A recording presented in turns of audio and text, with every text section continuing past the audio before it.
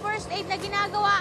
Pagka daw merong sugat, kailangan ay maampat agad ang flow ng blood para hindi dire-diretso at mawala ng dugo. At isa pang mahalagang bagay ay dapat proteksyonan ang ulo. Kasama pa rin natin si Dino Cruz ng Chapter Service Representative ng Safety Service ng Philippine National Red Cross.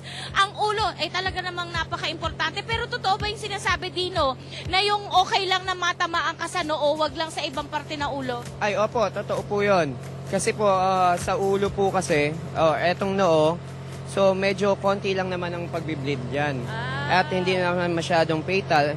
Unlike dito sa may neck part. Yun talaga so yun po. ang Opo. importante. Okay, so kung halimbawa, nilalagyan pa rin ba ng neck brace kahit hindi pa tayo? Opo, kailangan po natin lagyan ng suporta yung neck niya para at least maproteksyonan natin na hindi gumalaw-galaw. Very good. Alright, maraming salamat sa iyo, Dino. Ha? Samantala, meron tayong mga kasama mga bumbero dito. Sila po ang volunteer ng Barangay Pansol Fire Brigade. Kasama natin si Larry. Larry, sa oras ng lingkod ba, ano ang ginagawa ng bumbero? Hindi lang po kami sa sunog, nag-rescue rin po kami ng mga taong natatrap po sa mga kanilang mga bahay, kahit po sa mga building. Nagbibigay rin po kami ng mga first aid. Very good. Maraming salamat sa iyo, Larry. At para malaman kung safe nga ba ang bahay natin sa lindol at sa iba pang mga kalamidad, pumasok tayo sa bahay ni Edna Pases. Hi, at kasama pa rin natin si Miss Susan. Okay, pasok tayo dito, Miss Susan. Good morning, magandang umaga po. Ayan. Ito si Edna Pases at ang kanyang pamilya. Meron pa siyang baby, no? Miss Susan, sa paglilibot mo sa bahay ni Edna, anong napansin mo? Ito ay may mga safe and danger spots sa loob ng bahay na to. Okay. Unang-una, gusto kong i-point out na itong mga katulad nito ay danger area dahil maaari siyang mag-collapse sa isang malakas na paglindol. Itong istante na ito na meron sa lamin. At saka itong estante nandito sa kabila. Cabinet. Itong So, ano cabinet. dapat gawin para maiwasan po? Ito ay pwede natin lagyan ng strap. Lagyan natin ng mahigpit na strap para in case na magkaroon ng earthquake, Opo. hindi siya magtapol or hindi bumukas ang pintuan. Babagsak. Same as this. Disgrasya. At At meron naman tayong mga areas na pwede namang safe na pwede natin tawagin. Katulad ng lamesa na to, Okay. ang mga bata na to ay kasya sa kanilang pagpasok dito kung magkakaroon ng isang paglindol, makikita natin na sila ay tinuruan na mag-duck cover and hold position. Yun. Ay sila yung mahawak sa gilid ng lamesa para makasigurado tayo na hindi sila masasaktan. At Miss Susan, napansin ko ang table e monoblock. Gawa lamang sa hard plastic. Okay na, sapat na po ba yung magbigay ng protection?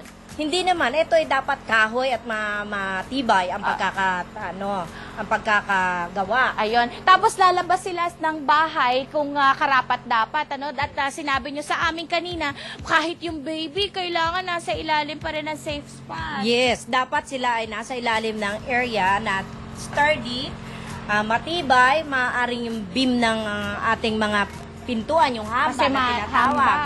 Okay. At kailangan meron silang dalang emergency kit. At nasa Pag-iba ng sila. ating mga emergency Ang kit? emergency kit po natin ay ito po, ang may radio-operated at battery-operated radio. Okay. Meron tayong tubig na dadali nila para sa inumin. May flashlight tayo. May mga gamot. May tubig na inumin. May kumot. Dapat meron din siguro tayong damit ng mga lalo-lalo ng baby, infant formula, at kanyang diaper, pagkain, yung mga madaling. Ayan po ang mga dapat nating isang-isip. Baka meron pa kayong maisip habang ilista po ninyo para lalo maging safe ang bahay natin. At importante, balikan natin, Miss Susan, na paglabas ng bahay, kailangan kalmado. Kalmado, hindi magtutulakan, orderly ang ating evacuation. Okay. Saan pupunta? Doon sa area na safe at walang babagsak, na hindi tayo pwedeng magkaroon ng disgrasya. So, Doon tayo sa open space, free from hazard. Yun po yung dapat nating tandaan. Ang inyong himpilan ay nagbibigay ng mga lectures. Saan po sila maaaring tumawag, ma'am? Doon po sa aming opisina, sa Office of Civil Defense National Capital Region po, sa 421 Ayan, maraming salamat. So tandaan nyo po, sana po'y nakatulong ho kami kahit bahagya sa mga tips kung paano po tayo magiging handa sa oras ng kalamidad o di kaya isa ko na. Maraming salamat po kay Kapitan Dominic Flores, tumulong po sa amin dito po sa Barangay sa Pansol, sa Red Cross Quezon City Chapter, sa Office of Civil Defense, NCR, si Director Renato Solidum ng FIVOX, at ang mga residente ng Barangay Pansol dito po sa Quezon City. Maraming salamat sa inyong